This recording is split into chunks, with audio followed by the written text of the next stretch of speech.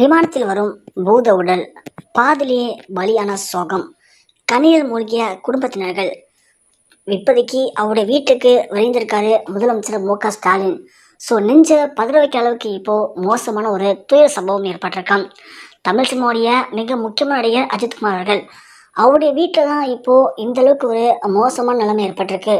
குறிப்பாக அஜித்குமார் அவர்கள் ஆரம்பத்துலேருந்து இப்போ வரைக்குமே ஏகப்பட்ட கஷ்டங்களையும் போராட்டங்களையும் தாண்டி தான் தமிழ் சினிமாவுடைய மிக முக்கியமான நடிகராக இருக்காரு.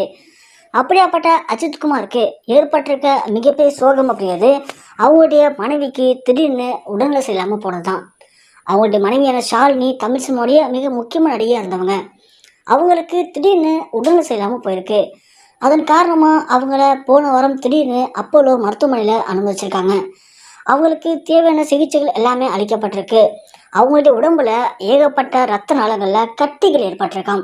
அதன் காரணமாக தான் அவங்க உடல்நிலை அப்படிங்கிறது ரொம்பவுமே கவலைக்கிடமாக மாறியிருக்கு. தேவையான சிகிச்சைகள் எல்லாமே அளிக்கப்பட்டும் கூட அவங்க உடல்நிலையில் சின்னதாக முன்னேற்றம் ஏற்பட்டு அவங்கள வீட்டுக்கு அழைச்சிட்டு போயிருக்காங்க மருத்துவர்கள் சொல்லி அஜித்குமார்கள். ஆனால் வீட்டுக்கு போன அவங்களுக்கு மீண்டும் இப்போது உடல்நிலை சரியில்லாமல் போயிருக்கு. அவங்கள சோதிச்சு பார்த்த மருத்துவர்கள் எல்லாருமே அவங்களுக்கு இப்போது மீண்டும் ஒரு அறுவை சிகிச்சை செய்தாகணும் அப்படிங்கிற மாதிரி தான் சொல்லியிருக்காங்க. அதன் காரணமாக இப்போது அவங்கள மீண்டும் மருத்துவமனையில் அனுமதிச்சிருக்காங்க. ஆனால் அவங்களுக்கு பண்ணக்கூடிய அளவுக்கு அந்த அறுவை சிகிச்சைக்கான எந்த ஒரு எக்யூப்மெண்ட்ஸும் தமிழ்நாட்டில் இந்தியாவிலேயே கிடையாதாம். நீங்கள் வெளிநாட்டு சிகிச்சைக்கு அழைச்சிட்டு போனால் மட்டுமே அவங்கள எந்த ஒரு பிரச்சனையும் இல்லாமல் ரொம்ப எளிதாக காப்பாற்ற முடியும் அப்படிங்கிற மாதிரி தான் மருத்துவர்கள் அறிவுரை கொடுத்துருக்காங்க. அதன் பெயரில் இப்போது அந்த நடிகையை வெளிநாட்டு சிகிச்சைக்கு அழைச்சிட்டு போகிறதுக்கான ஏற்பாடுகளை பண்ணியிருக்காரு. ஆனால் அவங்கள சாதாரண விமானத்தில் அழைச்சிட்டு போக முடியாதாம். அதுலேயும் இப்போது மிகப்பெரிய ஒரு சிக்கல் ஏற்பட்டிருக்கு. என்ன காரணம் அப்படின்னு பார்த்தோம்னா, அவங்களால முழுவதுமாக உட்கார முடியல.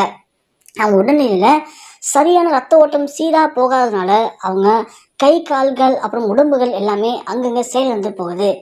அதனால அவங்களால ஒரே இடத்துல உட்காரவும் முடியல. அதன் காரணமாக இவங்கள சாதாரண விமானத்தில் அழைச்சிட்டு போகிறதுல இப்போது சிக்கல் ஏற்பட்டிருக்கு.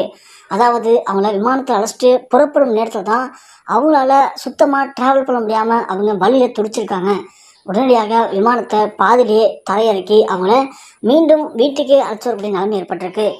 இப்போது அவங்கள வெளிநாட்டு சிகிச்சைக்கு அழைச்சிட்டு போகணும் அப்படின்னா எப்படி நாம் ஆம்புலன்ஸ் இதோட வெளில கொண்டு போகிறோமோ அதே மாதிரி ஏர் ஆம்புலன்ஸ் சொல்லக்கூடிய அந்த ஏர் விமானம் மூலிமா தான் அவங்கள வெளிநாட்டுக்கு அழைச்சிட்டு போக முடியுமா. அப்படிங்கிறது ரொம்ப ஈஸி கிடையாது. அதற்கு கண்டிப்பாக நிறைய ஃபார்மாலிட்டிஸ்லாம் இருக்காம். அதன் காரணமாக இப்போது அவங்கள வெளிநாட்டு சிகிச்சைக்கு அழைச்சிட்டு போகிறதுக்கான அந்த தனி ஏர் விமானம் அழைச்சி பண்ணுறதுக்காக முதலமைச்சர் மு.க.ஸ்டாலினிடம் இப்போது அஜித்குமார் அவர்கள் பேசியிருக்காராம். அதற்கு அவரும் இப்போது ஒப்புதல் வழங்கியிருக்கதாகவும் அதோட அந்த நடிகைக்கு ஏற்பட்டிருக்க இந்த துய நிலைமை பார்த்து அவரே கண் கலங்கி அவரை பார்க்கறதுக்காக இப்போது வீட்டுக்கும் வந்திருக்கதா மிக முக்கியமான தகவலியாக இருக்குது. எல்லாமே கரெக்டாக போணுச்சு அப்படின்னா கண்டிப்பாக இன்றைக்கி இல்லைன்னா நாளைக்குள்ளே அவங்கள வெளிநாடு சிகிச்சைக்காக இப்போது அமெரிக்கா இல்லைனா சிங்கப்பூர் அழைச்சிட்டு போகக்கூடிய நிலைமையில் என்ன பண்ண தெரியாமல் உச்சக்கட சோகத்தில் இப்போது அவர் மூழ்கிருக்காராம். அந்த வீடு மற்றும் தமிழ் சினிமா துறையை இப்போது இந்த செய்தியால் ஒட்டுமொத்தமாக அதிர்ச்சி அடைஞ்சிருக்காங்க.